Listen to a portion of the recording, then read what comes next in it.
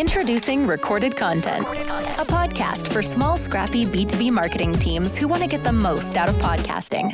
In each episode, we capture stories from industry experts and podcasters. Listen in and uncover what it takes to launch, run, and grow a successful B2B podcast. Check out and subscribe to the show on Spotify, Apple, or wherever you listen to your favorite shows. Let's jump in. Hey, this is Justin Brown. I'm the co-founder of Motion and your host for this episode of Recorded Content. Recorded Content is brought to you by Motion, a done-for-you podcast agency for small, scrappy B2B tech marketers. Today, I have Rocco Strydom on the show. Rocco's an entrepreneur, founder of a handful of companies in his career, including his current companies and SGM Holdings and Professional Slackers. But the reason that I had Rocco on today is because he's running a weekly podcast in the ever-changing space of not only business and tech, but finance, stocks, crypto, called Stocks Go Moon. Before I get into much more, Rocco, welcome to the show. Hey, Justin, thank you for having me. It's such a pleasure to be on. Yeah, absolutely. We were joking right before this. You who runs a weekly podcast, myself who runs a podcast agency, running into some technical difficulties with a record button that wasn't showing up. So no one's alone out there who deals with any of these issues. No one.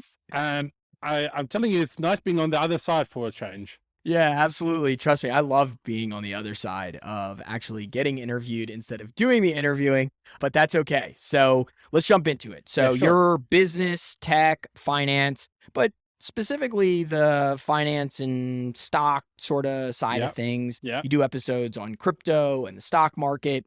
And these spaces change literally by the minute, by the hour, by the day. So what is it like having to stay timely with your content so that it still resonates with your audience when you release it? That's such a good question. You'll have an FOMC meeting, right? And then 48 hours, stuff happens and you sort of have to react and you have to find someone to talk about it. You know what I mean? So there will be a pool of guests that I sort of, like a Rolodex on LinkedIn, that I'll flip through and say, okay, cool, who can be available at short notice? Who can talk to me about XYZ? But you sort of have to think in your head and plan, this is the probability. This is what's maybe going to happen in the future. And then really plan those episodes beforehand. And does it help being a weekly show? If I could do this full time, I would be a daily show. I would absolutely be a daily show, because sometimes I record stuff and the next week it's not relevant anymore, or 2 weeks it's not relevant anymore. So from starting SGM, I completely had to scrap the way that I did things, because I used to record like 5-6 episodes in advance, thinking, oh, I'm so clever. I've got this vault of, or archived content and I can just release it every week. Turns out market says you can't, right? Because if next week nothing's relevant anymore, or that's old news or whatever. So I try to mix it up with stuff that I think will hold up over time.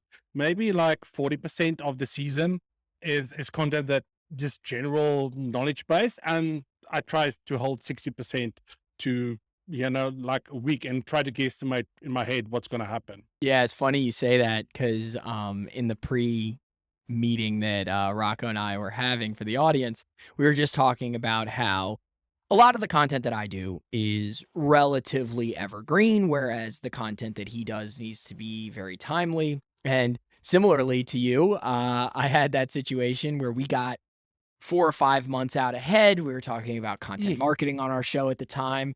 And even though our space doesn't change that much, this thing called the pandemic hit, and that 4 or 5 months worth of content all of a sudden was no longer relevant. This was like back obviously in 2020. So I think for anyone, there's a balance. For us, we try to get 2 to 3 months out ahead. For you, I'm interested. So what does that look like? Are you like, I don't know if you ever saw the South Park documentary, 6 Days to Air, where they basically it's a similar situation to you, right? So they try to be super timely with their episodes, so that they talk about literal current events that happened that week, and they create an entire episode of their show in 6 days, which, I mean, I would argue probably there's a lot more that goes into a show for Comedy Central than goes into a podcast episode. But what does your so you record an episode? How far ahead of it is it from when you release it? What goes into that? Talk to me a little bit about your process. Yeah, interesting. So I start with the season in mind, right? So it's 10 episodes, 15 to 20 minutes long. And I said, okay, what's the overarching theme of the season, right? And then I go and look for new and interesting people.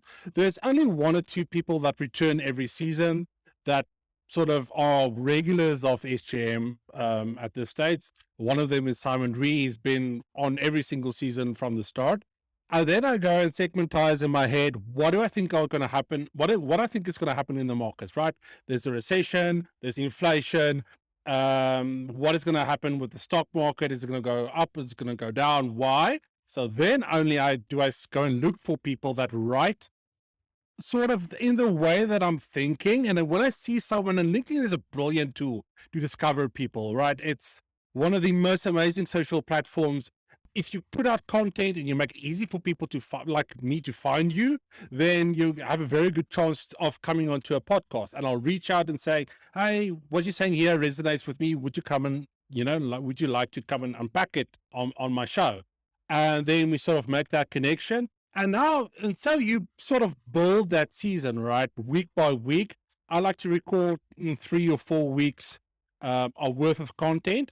And then it's the difficult part is waiting for that specific news to break so that you're lucky enough so you can schedule that, or you could publish that episode and say, hey, it looks like, I knew this was coming, or it's timely. And I think that's the fun of it, because we had one that I did 2 weeks out on AI and Lambda. And then suddenly the whole thing with Google just escalated and it was like perfect timing. And I just saying, boom, here it is. And everyone was like, oh, this is so on topic. This is like, when did you think it was all planned out before? Okay. So I want to dig into this a little bit. So the very first headline that you have on LinkedIn is, I see trends before they happen. So if I'm understanding this correctly, you try to guess what is going to happen within finance, stocks, market, what have you, create content around it, and then publish it at the time that it's timely? That's 100% correct. And it's not having a crystal ball. It's not knowing the future. I don't consider myself a futurist. I just look at trends and then I unpack them and I like sort of arrange it to make sense for myself and saying if X and Y happens, or I put X and Y together, then I could get this result. So trends is it's a funny thing in life, because if you look far back enough in history, you can see events that have occurred, like with, for instance, the Jerome Powell saying that inflation is transitory and now we're not in a recession, so they're just denying everything that's happening. This is exactly the same as what happened with the housing crisis, where they denied it. They said that it's under control, and then the whole housing market collapsed. So there are elements of what's going on now in finance that are exactly the same, that you can go back and say, I can put a probability of, say, 65 or 75% that there was or there's going to be a recession. So then I looked, so where that, just to illustrate my point, and then I went to look for interesting new people in the finance space, and I found Ayusha Tariq, which at that stage was still relatively unknown. She had like, I think 2,000 or 3,000 people following, no, not even, like 1,000 people following her on Twitter. I mean, on FinTwit, that is nothing. It's negligible. But I liked her Substack. I liked what she was saying, because she said, here's a recession coming. This is why it's coming. And she packed it out beautifully. And then I picked her up on the podcast, and it was one of the first places that, while we said, listen, the recession is coming.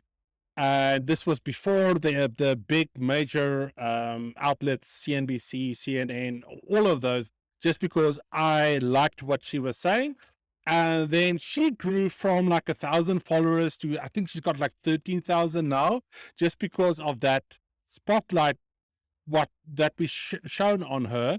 And now we have, and then I had her back for the season, the past season, and we've kicked off that topic again of the recession and saying we are actually in a recession. And today, the U.S. economy went into a technical recession, even though the Biden administration basically said we can't use that word anymore. We can't use recession because they redefined the terms of recession. But the US is in recession. So I think CNBC announced it today, actually. Yeah. Well, now because I go 2 to 3 months out or whatever it may be, yes. This is going to be, and it's just demonstrating the point. This is going to be old news by the time that that this airs, which I think goes to illustrate the point of how difficult your space is to create podcasts for, because this exact content today, using an approach that I tell people to use, which is to bulk record your episodes, try and get, 60 to 90 days out ahead so that you don't have your back against the wall in your space. You shouldn't do that because you would actually be creating old, bad content. Now I have a question for you. Do you ever create it? So you try to tell the stories before they happen and see what's coming. So are you ever just like super wrong and then you record an episode about something and then you can't even publish it because it's unusable?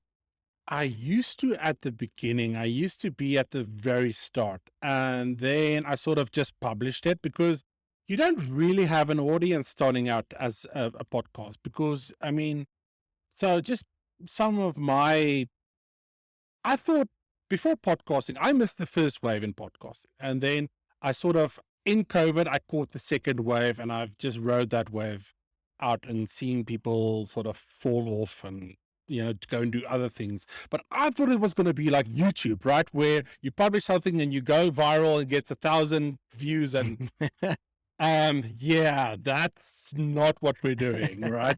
So when I started to realize, but hey, this is like, I'm finding my feet, I'm building the show, I'm sort of figuring it out. It doesn't really matter. So then I sort of, and as you build that platform and you find your traction and you find your audience, you have to pay more attention to what you're putting out there. And it's like, sometimes you'll second guess something or you'll have to edit something out, and because now it matters what you're putting out. Yeah, I love that is people. So I work with all these companies that do podcasts, and a lot of times they come from the board wants a podcast because their rival, the rival CEO is doing a podcast and they just have no idea the metrics behind it. And so they'll say, we want a couple thousand downloads per episode. And so then these people come to me and they talk to me about that. And I love to use the Buzzsprout global statistics. So in Buzzsprout, they have 115,000 podcasts that are in Buzzsprout. And they release their global statistics, which say if you get 875 downloads in your first 7 days from release, that would put you in the top 5%. Top 5. So 1% is about 4,500. The top 1% out of 115,000 would be about 4,500 downloads. Then you go to the top 5%, which is 875 downloads. And then you start to look at things and it becomes very interesting. The top 10% podcasts out of 115,000 is 350 downloads an episode. If you get 100 downloads in your first 7 days, you're in the top 25% of podcasts in the world. And that, I think, starts to make this make sense to people because what you need to think about is that getting 100 downloads means 100 people in your space were willing to listen to you for 30, your episodes are 15 to 20 minutes. Some people are 30 to 60 minutes. I mean, think about what companies would pay to have someone in their space who might be a qualified lead or something along those lines, sit and listen to them for 30 to 60 minutes. And then it starts to make sense. But I think a lot of people look at it more YouTube style, Rocco, which is like you see a YouTube video and a YouTube video have 1 million downloads. You're not going to have a podcast or not downloads, a million views. No. And you're not going to have a podcast that's going to have 1 million downloads. You're not going to have a podcast that's going to have 15,000 downloads, most likely. I mean, unless you're, Yeah, Joe Rogan or Elon someone. Musk or Kim Kardashian, maybe they'll get tens of thousands of downloads. But, the average person who's putting out a podcast, you're looking for a more niche audience that's going to have 100, 200 downloads if you're doing a really good job. So interestingly enough, I mean, I sort of got disheartened at the start, right? I mean, this is very raw and very honest, because we used to get, if we're lucky, 10 to 15 an episode. And I think for any creator, imagine creating something and everyone just going, nah. And you see all these this TikTok and Instagram and Reels and whatever going viral, and you're sort of, but why am I doing this? And then you start to realize, hey, podcasting is the de facto new independent media, right? People learn more from podcasts than they do from all like Fox, CNBC, CNN, all those places. And then if you just stick with it long enough, you build your audience and you find that audience base. And then I discovered things like, oh, I didn't know I had to promote my own podcast. I thought you publish it and then sort of people find it and they go and listen. No, you have to make clips, right? And then those clips go on Twitter, LinkedIn. Now I write a blog that's tied into that. SEO drives traffic, whatever. And finally, after 7 seasons of doing SGM, we get to 100 streams an episode, puts us into top 25. I'm very happy. Without me having to publish a link, people are now listening because of Spotify. It gets, if you're following the show, it pops up and people listen on their own. So now we have traction. But in between starting and where it's now, I wanted to give up twice. The first was in like the first 10 episodes where I thought like, nah, man, this is, and then the other one was halfway. And actually a friend who was also a podcaster, sort of talked me around and saying, okay, but why are you doing this? What do you want to achieve? What are your goals? Set those down and work towards that. And really it was that chat that basically brought me to this place where I am today, because it's hard. It's not easy. Yeah, it is hard. And I it's the reason why I have a job, is because people realize that there's much more to it than just recording an audio file and putting it into a hosting tool and sending it up into Apple Podcasts and Spotify. You then need to support your content and tell people about it, because, I used the Kim K and Elon example earlier. Sure, if Kim Kardashian created a podcast, she doesn't need to tell anyone about it. Her fans, if she published a podcast episode, it could be in complete silent launch. They would find it in the first 30 seconds of it being live in Spotify. We're not that way. We have to go out and tell people what we're doing, or else they're never going to find it. The funny thing is, and it's so, if you start to think of it, it's actually, I don't have the words for it, but if you ask someone to go and subscribe to something, or if you ask someone to go and listen to something, I don't know what it is with human nature, but the first instinct I have is, nah, I'm good. Or you'll actually find people unsubscribing. That's something that I'm finding new podcasters experience. And I say, don't ask people to go and do anything. Tell them, this is the value that I'm giving you. This is what you can expect. And let them make up their own minds if they want to support you. Don't ask for anything, because, hey, people don't like it when you ask for anything. I don't know if that's something you've experienced. Absolutely. So one of my beliefs is very much that, you follow my content on LinkedIn. I do. And one of the things that we do is we try to publish helpful content. We publish lots of video content, and I want people to see my videos, say, that was helpful. I'm going to go now listen to more. I want more. So Justin just gave me 2 minutes, but is there more? And then they see, at the bottom of my post, it says, hey, if you like this is actually part of a full episode that I did with Rocco. You can now go listen to that full episode, which was 20, 30, 40 minutes in length. if you find this interesting. But what I tell people is I actually don't care. If you want to listen to me for 2 minutes on LinkedIn and engage with me on LinkedIn and you're That's also excited fine. every day about the content that I publish there, great. Different people consume content differently. Some people want to listen to a 30 to 40-minute podcast. Some people want to watch a video on LinkedIn. Some people want to consume their podcasts on YouTube. Yes, Some people want to yes. read about the content, and it sounds like you're doing written content now and blog Yes. posting. So you need to be in front of people in the way that they like to consume, not the way that you want them to consume. That's why I love following your content, because you get it, right? This is why, in my opinion, stuff like Clubhouse and all these live events, yeah, they're cool on the hip when they get there, but they don't have longevity. They've all pretty much died. It's because people want to consume in the way that where they are on their time, how they want it. So you really have to cater for everyone all the time, 24/7, written, video, audio. I mean, if you really want to succeed, you have to. You don't have a choice.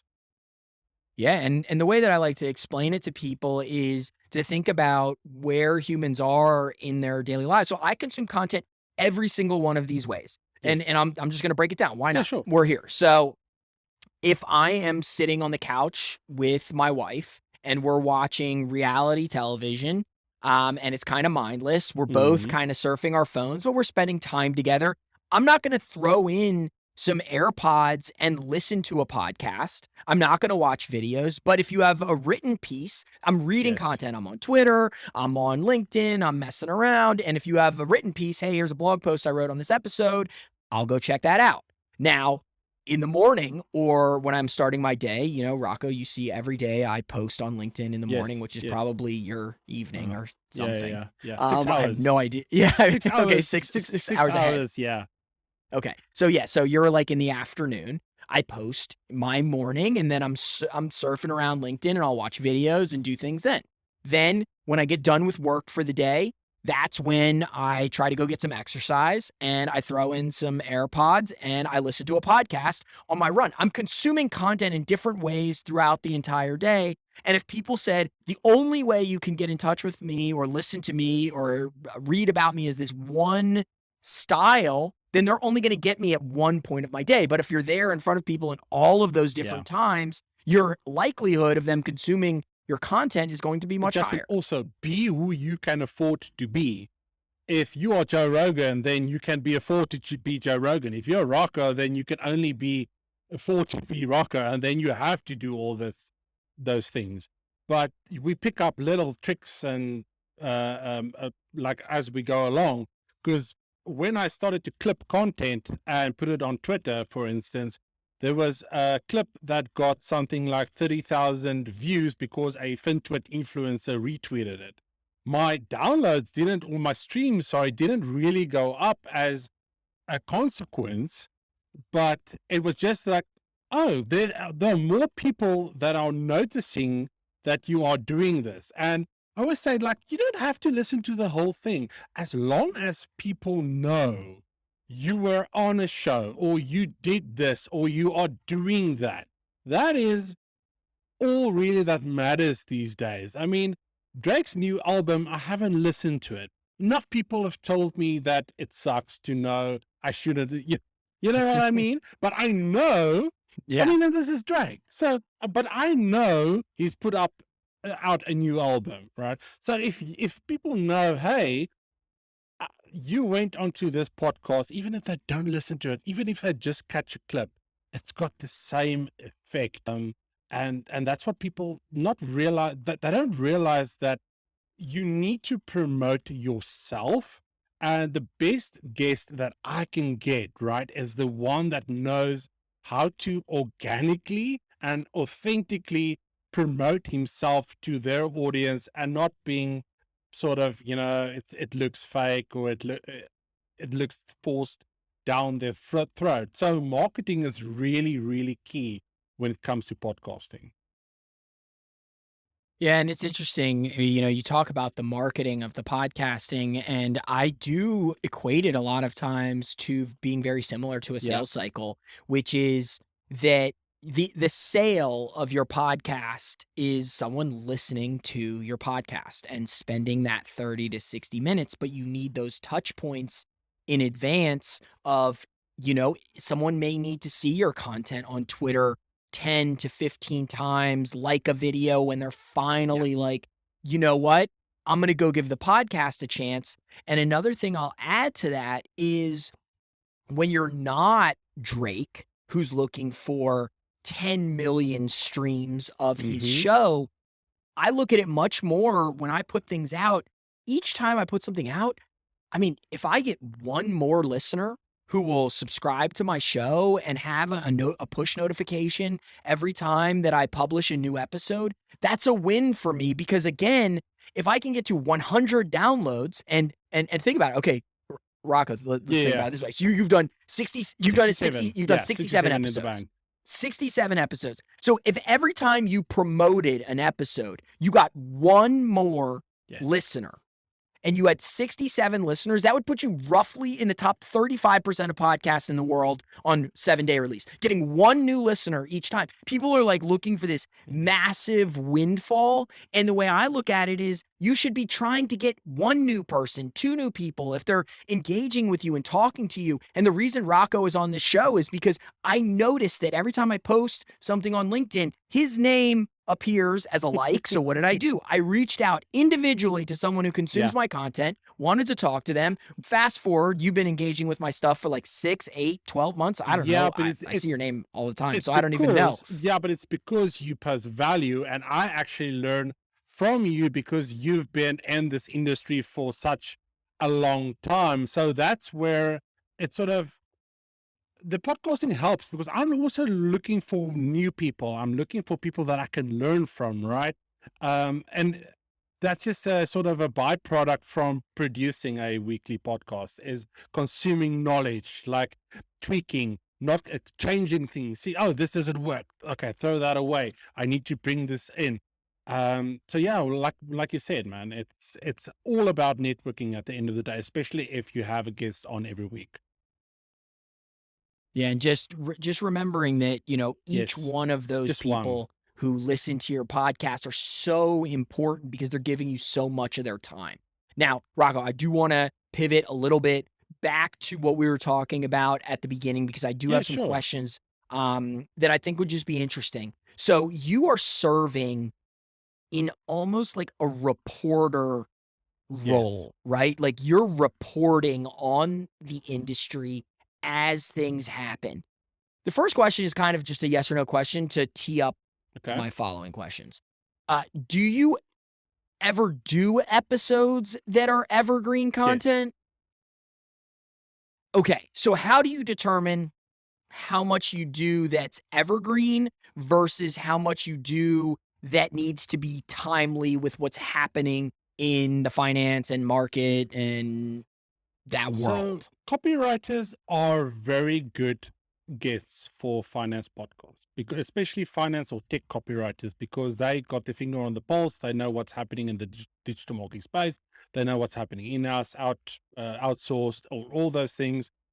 Career coaches are very good. So I'm just sort of trying to paint a picture of your ideal guest for evergreen content. It's people that are posting every day. They're putting out content. It's not relevant to the market per se, but the fundamentals of what is going on are there.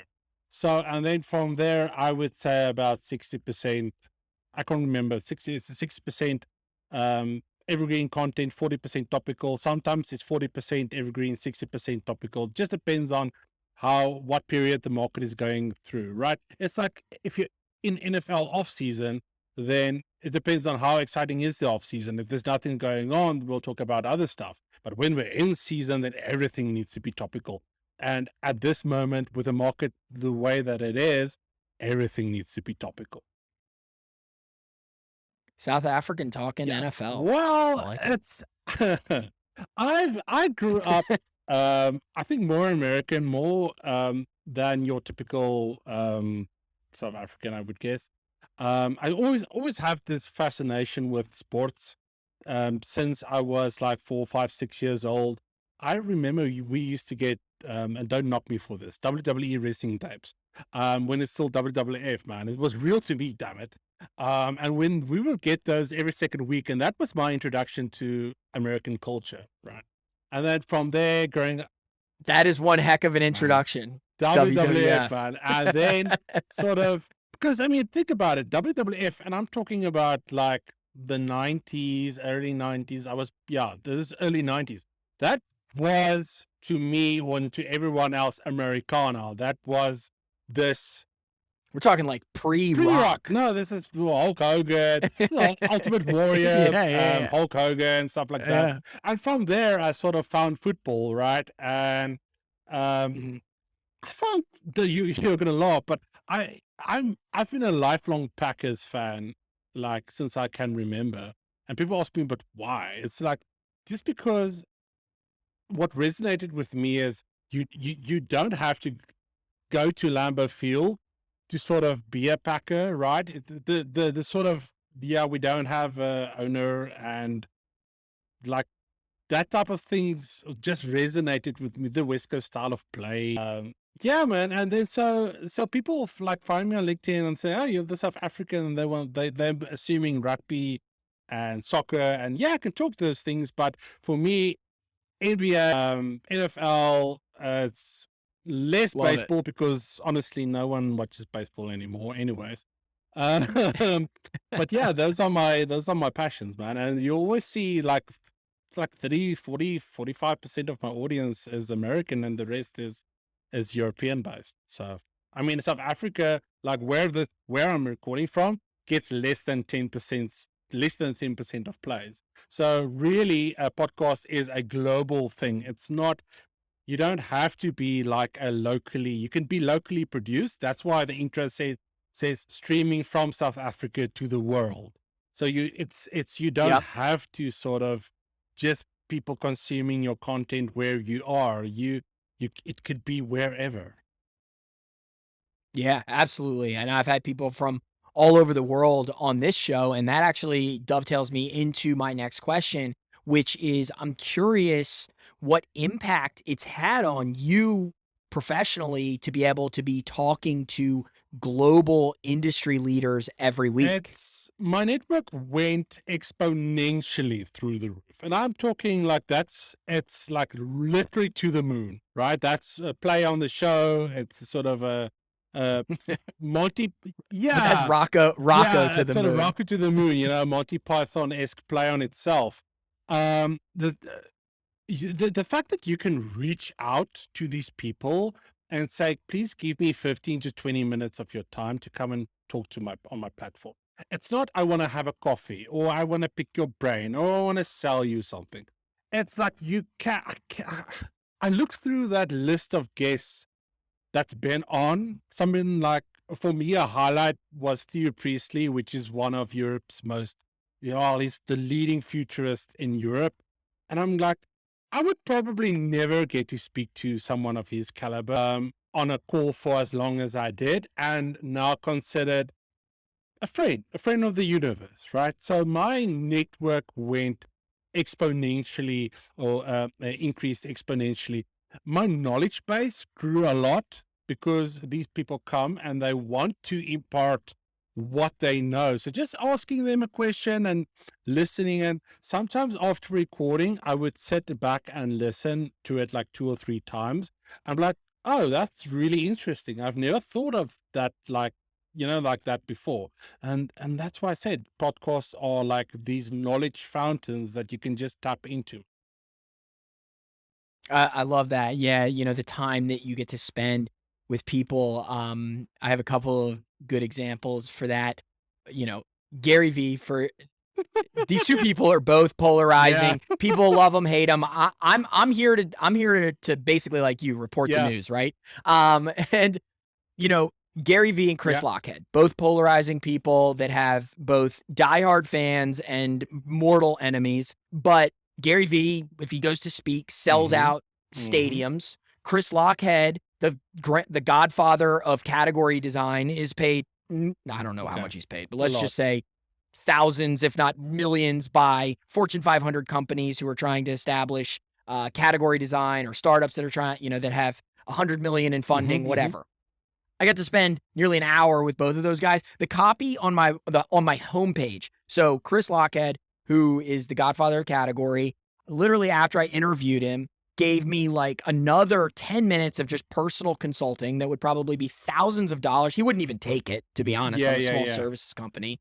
And he's like, so tell me more about what you do. I talked to him about what we do. And he said, so you make it so companies own the media so they can own the market. And that is literally the headline on my website. If you go to motionagency.io, what would you pay? Own the media, own the market. And what would you pay for that? I mean, to get Chris Lockhead, who has 2 bestsellers, for the 2 New York Times bestsellers, to get him to copyright for my website, you can't even put a number on it because it doesn't exist, because he just wouldn't take the work. He just literally would say no. So to be able to say, I got this guy to do copywriting for my website, invaluable. Would only be possible through podcasting. How did you get Gary? It's a long story. But I'll shorten it.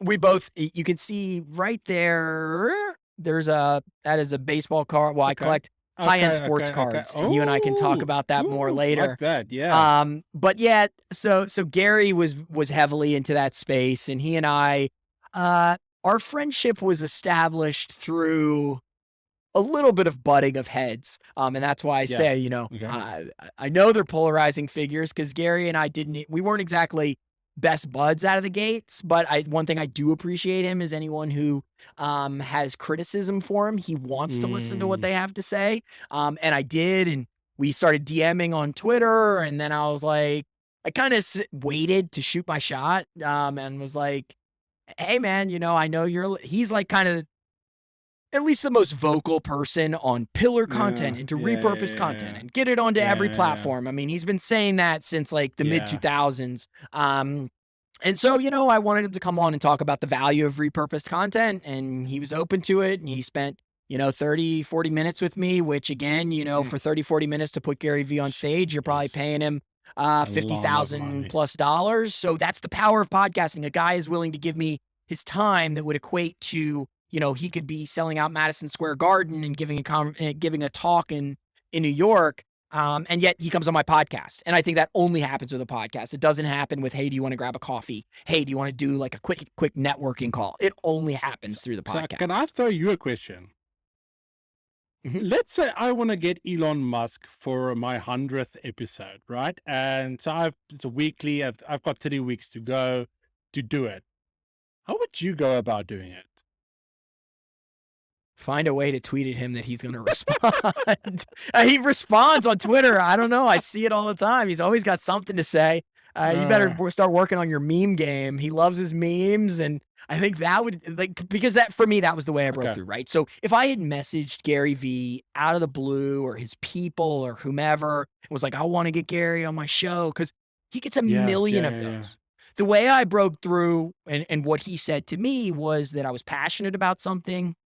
I was constantly, putting out my thoughts and ideas, and people were tagging him in because I was being a little bit critical of him on my posts. And I was posting. Love to do that, right? Oh, they love to. Yeah. The tattletales, the narcs. So,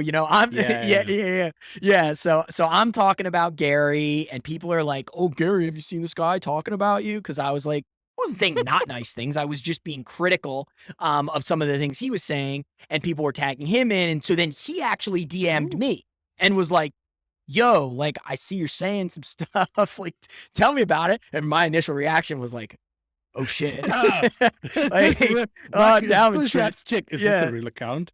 Is this like not like a exactly account or something?